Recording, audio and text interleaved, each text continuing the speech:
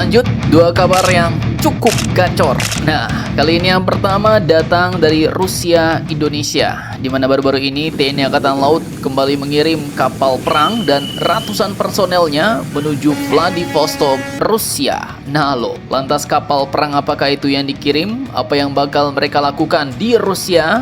Tempat atau markas apakah itu Vladivostok?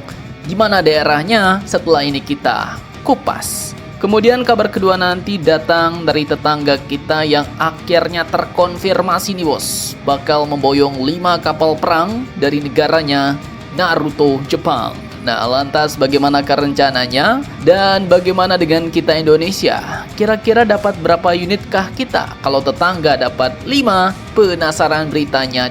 Cus, Markipol, mari kita tampol berita lengkapnya satu per satu bosku.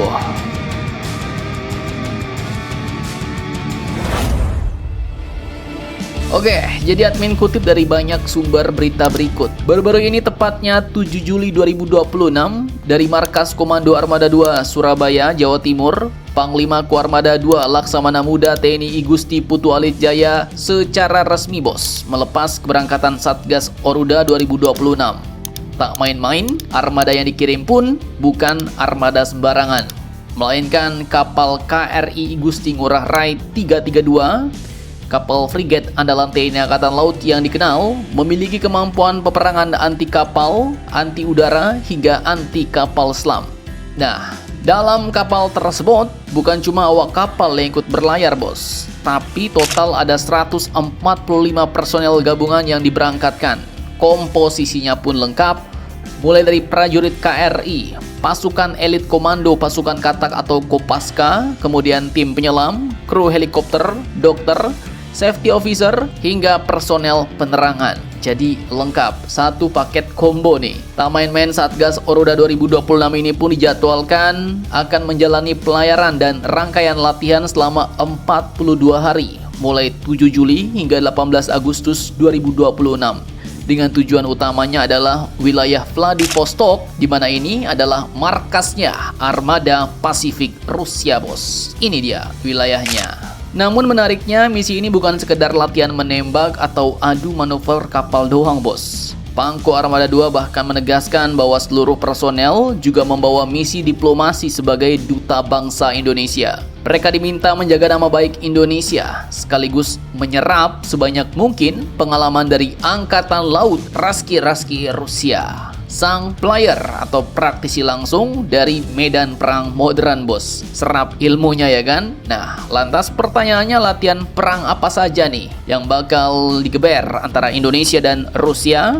Seperti apa yang akan mereka jalani? Simak videonya sampai habis.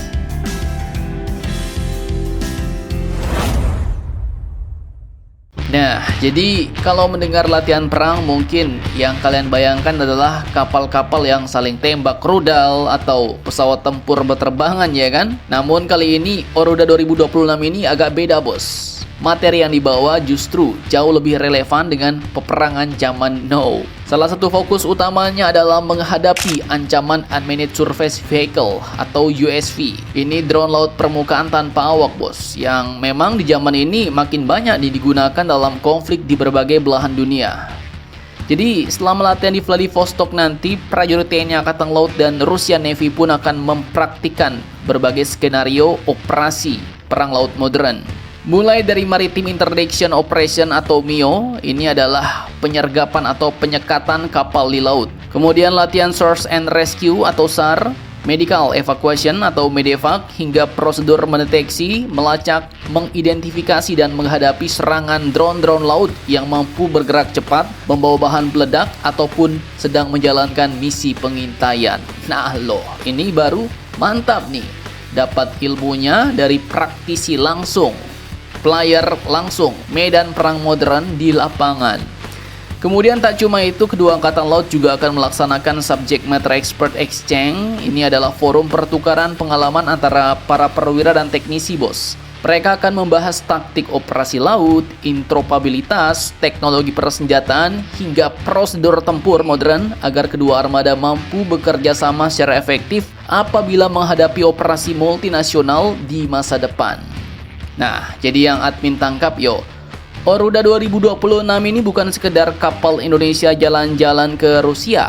Ini adalah kesempatan emas bagi kita TNI Angkatan Laut untuk mempelajari ancaman perang laut generasi baru, bos. Ancaman zaman now. Kemudian juga untuk memperkuat diplomasi pertahanan sekaligus membuktikan bahwa prajurit Indonesia siap beradaptasi menghadapi medan tempur modern yang kini gak cuma dipenuhi kapal-kapal perang konvensional, tapi juga drone-drone cerdas yang ukurannya kecil namun bisa membuat kapal perang besar luluh lantak berantakan, karam sampai ke dasar laut. Nah loh, mantap jos.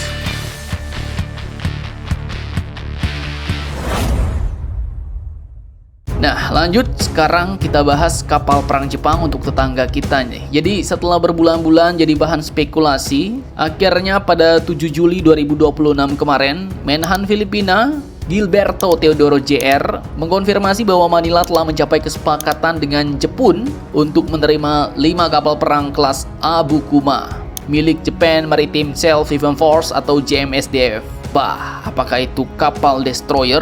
Nah, tenang dulu bos. Ini bukan destroyer raksasa seperti Arleigh Burke class. Secara resmi, Jepang menyebutnya sebagai destroyer escort, DE, atau kapal perusak kawal. Meski menurut standar internasional ukurannya sebenarnya lebih mendekati kapal frigate ringan, like frigate, corvette, ataupun OPV bos. Abukuma kelas ini memiliki panjang 109 meter dengan bobot sekitar 2.900 ton full load. Ini memang dirancang khusus untuk peperangan anti kapal selam. Persenjataannya juga lumayan sangar nih. Mulai dari 8 rudal anti kapal Harpoon, peluncur Astrok 8 sel, 6 tabung torpedo 324 mm, meriam oto melara 76 mm hingga CWS Palang 20 mm. Namun begitu kapal ini nggak memiliki rudal pertahanan udara jarak menengah maupun helikopter organik bos, sehingga tetap punya keterbatasan dalam menghadapi ancaman zaman now. Kemudian mengapa Jepang menghibahkannya? Nah, ini karena kelas Abukuma yang dibangun antara tahun 1989 sampai 1993 kini telah digantikan oleh frigate siluman canggih yaitu Mogami class. Melalui skema official Security Assistance atau OSA, Jepang pun memilih memperkuat sekutu strategisnya di Indo-Pasifik. Filipina sendiri disebut menerima kapal ini sebagai hibah bos, meski Jepang masih menyiapkan revisi undang-undang pada tahun 2027 agar ekspor alutsista bekas berkemampuan tempur dapat dilakukan dengan biaya sangat rendah atau bahkan tanpa biaya. Jadi bukan berarti Pinoy tinggal datang bawa map langsung pulang bawa kapal perang enggak bos. Tetap ada biaya retrofit atau refit, kemudian biaya pelatihan, biaya logistiknya suku cadang dan operasional yang harus ditanggung Filipina.